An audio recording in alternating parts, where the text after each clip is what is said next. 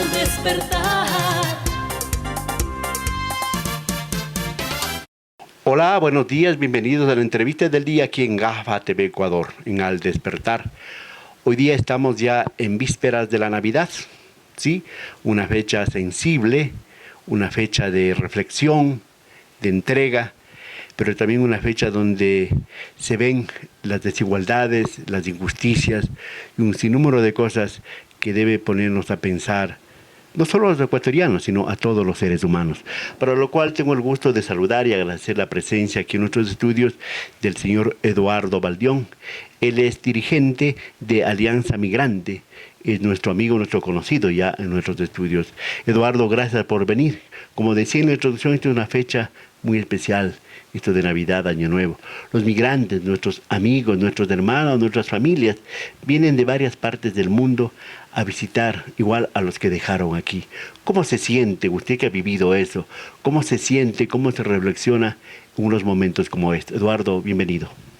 Muchas gracias, buenos días, un saludo afectuoso a toda la audiencia de tu programa. Quiero aprovechar este momento para hacer un reconocimiento al programa por el interés que siempre ponen en conocer la situación de la población migrante ecuatoriana y también porque es un programa donde uno puede escuchar pluralidad de voces y eso es muy sano y eso aporta al debate necesario que en el país necesitamos en varios temas. Respecto a tu inquietud, quiero decirte que efectivamente la Navidad es un momento también de encuentro o reencuentro de las familias. De modo que es un momento que a lo largo del año las personas esperamos que llegue la fecha para poder encontrarnos con la familia, para poder reunirnos en familia, celebrar en familia. Habida cuenta de que no todos los núcleos familiares habitan en la misma ciudad, dentro del propio país.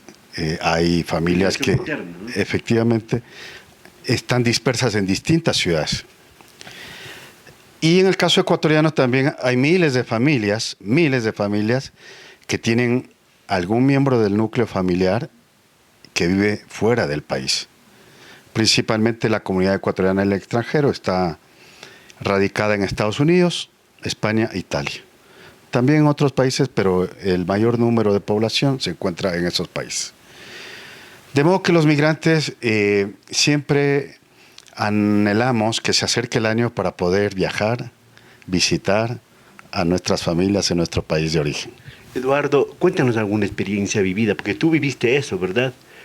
¿Cómo es los preparativos ya para regresar para estas fechas? ¿Cómo se prepara aquí la familia para recibir los hijos, los abuelos, los hermanos, la esposa, el esposo? ¿Cómo es? Cuéntanos, no sé si con la mano en el corazón. Con la mano en el corazón puedo decirle primero que a lo largo de todo el año uno está pensando en ese día, en ese momento. Sí, anhela ese momento de volver a reencontrarse con los afectos, con los aromas, con los sabores, con los colores de la tierra y de la familia, efectivamente. De modo que uno en el calendario va deshojando el paso de los días, efectivamente esperando ese momento. Y además hay un hecho que yo quisiera compartir de cómo se preparan los migrantes para esa ocasión. Ustedes saben que a lo largo del año los migrantes aportan remesas, envían dinero a las familias. Pero cuando uno tiene planeado venir de visita, a lo largo del año va haciendo un fondo que trae uno consigo, además de presentes que va también uno a lo largo del año. Exactamente. Poco a poco. Entonces uno almacena regalos, presentes, pero también almacena dinero.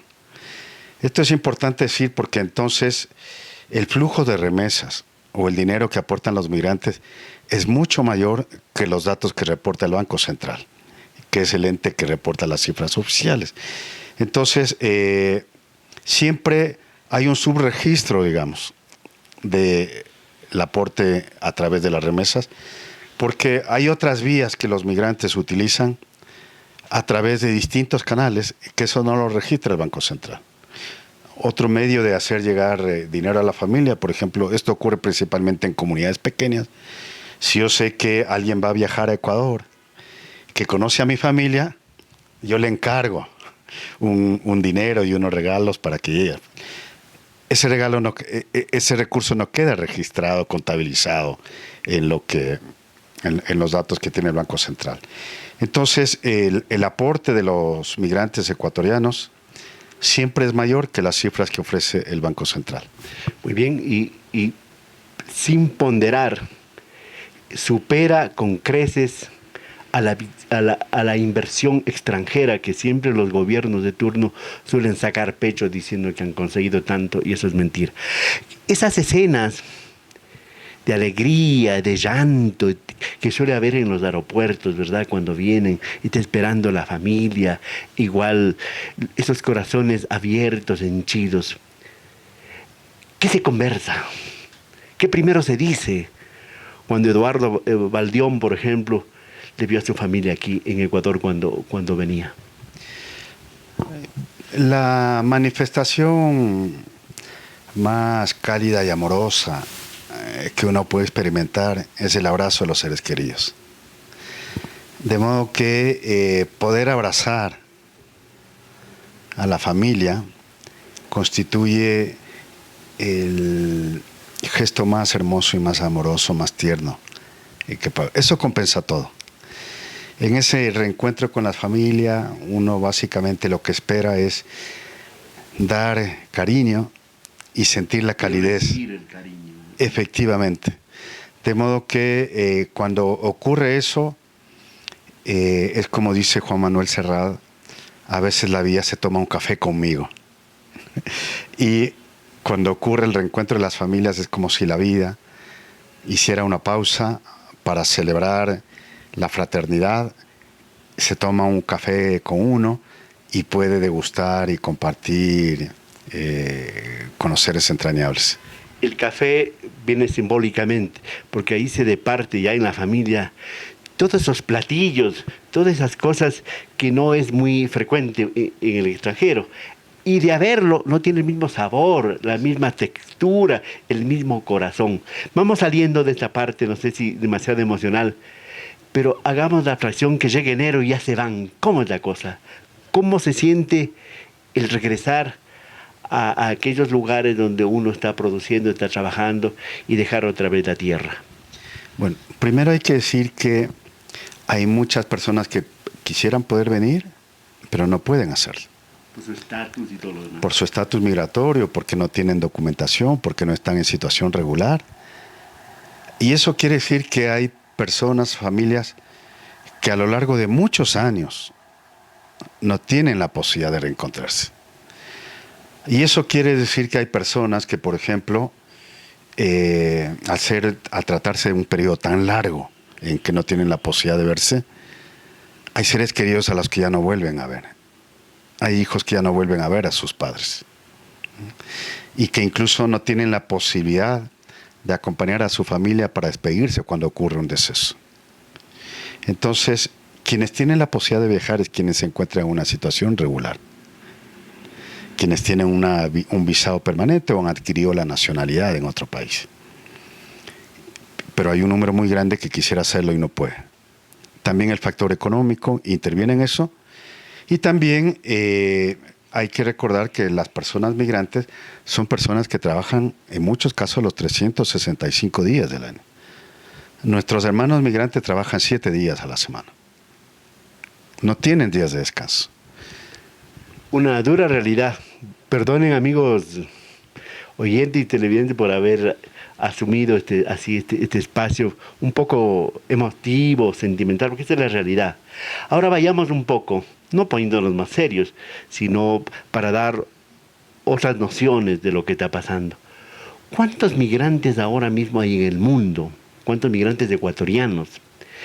¿Cuántos han salido en este 2023? ¿Cuántos han quedado en el camino? ¿Cómo es la situación, Eduardo? tú que lo sabes de cerca porque diriges una organización y lo viviste y lo vives en carne propia. La población ecuatoriana en el exterior en este momento supera los 3 millones de personas. De acuerdo a datos que proporciona la Cancillería, hay registrados en distintos países alrededor de 2 millones de ecuatorianos. Pero hay un número muy significativo que no se registra en los consulados. De modo que una estimación muy conservadora nos podría decir que hay un 30% al menos de población ecuatoriana que está en el exterior que no está en los registros consulares. ¿Por qué no se registran las personas ecuatorianas en el exterior? A veces por desconocimiento, pero también, sobre todo, quienes han viajado de manera irregular, que no tienen documentos, de alguna manera son personas que viven en la sombra, son vidas en la sombra, que procuran pasar lo más desapercibidas posibles por el riesgo, por el temor que tienen de que puedan ser detenidos y deportados. La migra sigue siendo todavía un monstruo, ¿verdad? Un fantasma. Vamos avanzando. Y esos 3 millones que más o menos se puede saber de registros de la Cancillería y los que no están registrados, ¿cuánto aportan a esta economía? ¿Cuánto aportan a la dinámica del consumo, de la educación y todo dentro de nuestro territorio, a sabiendas de que han salvado al país desde la anterior oleada de fines del siglo pasado? Así es. En el primer semestre de este año, tan solo en el primer semestre, de acuerdo a los datos del Banco Central, ingresaron por concepto de remesas 2.540 millones. A partir de esos datos es posible hacer una proyección de cómo va a cerrar el año. Y distintos cálculos permiten establecer que en el 2023 el flujo de remesas superará los 5.000 millones de dólares. Es una cifra que nunca habíamos visto en el país. Hay que decir que desde el año 2018 podemos observar en el país un crecimiento constante y sostenido del flujo de remesas.